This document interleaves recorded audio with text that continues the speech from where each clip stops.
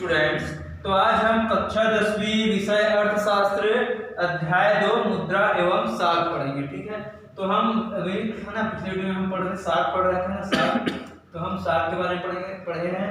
साख किसे कहते हैं हमने पिछले वीडियो में पढ़ लिया था। साख है ना, तो जैसे हमें अपनी दैनिक आवश्यकताओं की पूर्ति करने के लिए हम अनेक वस्तुओं को खरीदते हैं। ठीक है, तो इसके लिए हमें धन की आवश्यकता होती है, रुपये पैसे की आवश्यकता पड़ती है। ठीक है, तो हम अपने पास रखे रुपयों का इसमें प्रयोग करते हैं। ठीक है, तो हमारे पास रुपयों की कमी हो जाती है, हमें आवश्यक वस्तु खरीदनी होती है, तो हम क्या करते हैं, इसी से कर्ज या उधार लेते हैं। ठीक है, तो हम किसी व्यापारी से, किसी संबंधित व्यक्ति से, रिश्तेदारों से ये हम ऋण प्राप्त करते हैं, है ना। तो हमें कोई व्यक्ति जब ऋण देता है तो हमारी है ना आर्थिक स्थिति के अनुसार कि हम कितना आय अर्जित करते हैं, इसके अनुसार वो हमको ऋण देता है ना, कि ताकि ये ऋण दे रहा है तो चुका भी सके, है ना। तो आर्थिक स्थिति के अनुसार है ना, कहा जाए कि एक व्यक्ति की आवक के अनुसार ही उसको ऋण प्राप्त होता है। तो इन सभी ऋण संबंधित जो परिस्थितियां होती हैं इसको हम साख कहते हैं। ठीक है, तो जो ऋण है ना, कहीं कहीं पर इसका सकारात्मक प्रभाव देखने को मिलता है ना, तो कहीं कहीं पर इसका नकारात्मक प्रभाव देखने को मिलता है। कल हमने दो उदाहरण पढ़े थे। ठीक है, एक पढ़े थे हमने सुरेश का, है ना, जो कर्ज लेता है ना, मकान बनवाता है, उसको मतलब उसका सकारात्मक लाभ मिलता है। उसी प्रकार दूसरा उदाहरण हमने स्वप्ना, जो किसान है ना, तो वो अपने कृषि के लिए कर्ज लेती है, लेकिन वो कर्ज के जाल में ऐसे फंस जाती है कि उसको अपनी जमीन का कुछ हिस्सा बेचना पड़ जाता है। ठीक है, तो आज हम पढ़ेंगे ऋण की शर्तें, है ना, ऋण के क्या क्या शर्तें होती है इसके विषय में पढ़ेंगे। तो ऋण की परिस्थितियों को समझने के लिए ऋण की जो शर्तें होती हैं उसको समझना आवश्यक है। हर ऋण में ब्याज दर निश्चित कर दी जाती है। ठीक है, जो प्रत्येक ऋण होता है हम ऋण लेते हैं उसमें ब्याज की दर कितनी होगी पहले से निश्चित कर दिया जाता है, जिसे कर्जदार जो होता है उसको है ना मूल के साथ जो उसका ब्याज है ना, उसको देना होता है। ये ऐसी संपत्ति है जिसका मालिक कर्जदार है, जैसे है ना। इसके अलावा उधारदाता कोई भी चीज मतलब जब ऋण लेता है तो उसको हम क्या है गिरवी रखने की मांग भी करता है। ठीक है, या गिरवी रखने की मांग कर सकता है। तो ऐसी संपत्ति है जिसका मालिक कर्जदार है, जैसे भूमि, इमारत, गाड़ी, पशु, है ना। बैंकों में पूंजी और इसका इस्तेमाल उधारदाता को गारंटी देने के रूप में करता है, जब तक कि ऋण का भुगतान वो नहीं कर देता है।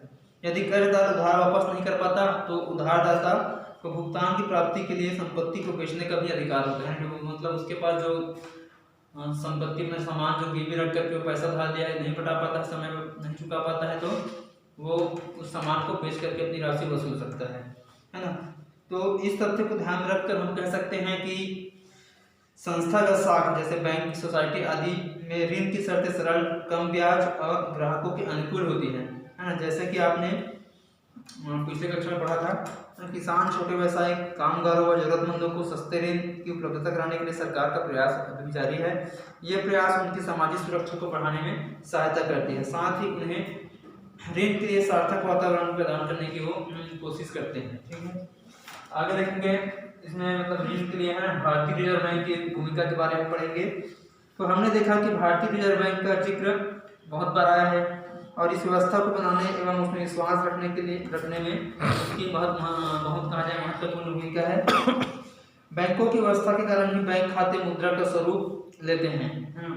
अपनी जरूरतों के अनुसार हम नकद निकाल सकते हैं और चेक के द्वारा लेन देन कर सकते हैं। भारतीय रिजर्व बैंक यह व्यवस्था बनाए रखने के लिए बैंकों पर कई नियम लागू करती है ना। उदाहरण के लिए बैंकों को अपने सभी डिपॉजिट का 4% है ना, बैंक जो होते हैं उसको अपने सभी डिपॉजिट का 4% भारतीय रिजर्व बैंक के पास नकद में रखना होता है, ताकि जरूरत पड़ने पर उसके पास नकद की कमी ना हो।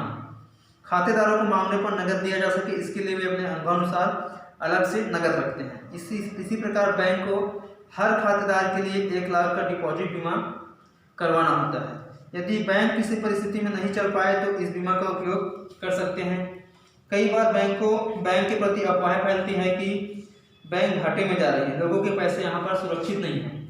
ऐसी स्थिति में आरबीआई को आगे जाकर संभालना होता है, क्योंकि बैंकों की निगरानी करना उसका ये प्रमुख दायित्व है। भारतीय रिजर्व बैंक को यह भी सुनिश्चित करना होता है कि बाजार में रुपये पैसों की कमी न हो। इसके लिए जरूरत के अनुसार वह सरकार से नोट छपवाने और सिक्का बनवाने की मांग करती है। साथ ही सरकार को यह भी सुनिश्चित करना होता है कि बाजार में नकली नोट न चले, इसलिए इसकी सख्त निगरानी भी करनी पड़ती है।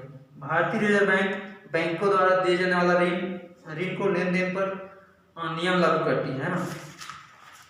उदाहरण के लिए कोई भी वाणिज्यिक बैंक अपने मुनाफे के लिए संपत्ति का क्रय विक्रय नहीं कर सकती है। यदि उसके पास कोई संपत्ति गिरवी रखी गई है और कर्जदार ऋण अदा नहीं कर पा रहा है, तब ऐसी स्थिति में बैंक उस व्यक्ति की जो संपत्ति उसको बेचकर अपनी रकम वसूल सकते हैं। ठीक है, तो इस प्रकार सरकार की भूमिका बैंकिंग व्यवस्था को बनाए रखना है ताकि वह सुगम और सुरक्षित रहे।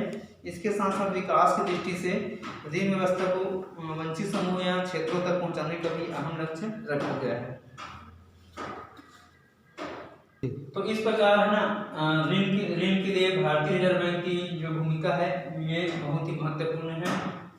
तो ठीक है डियर स्टूडेंट्स, आगे का अध्याय नेक्स्ट वीडियो में पढ़ेंगे। Thank you.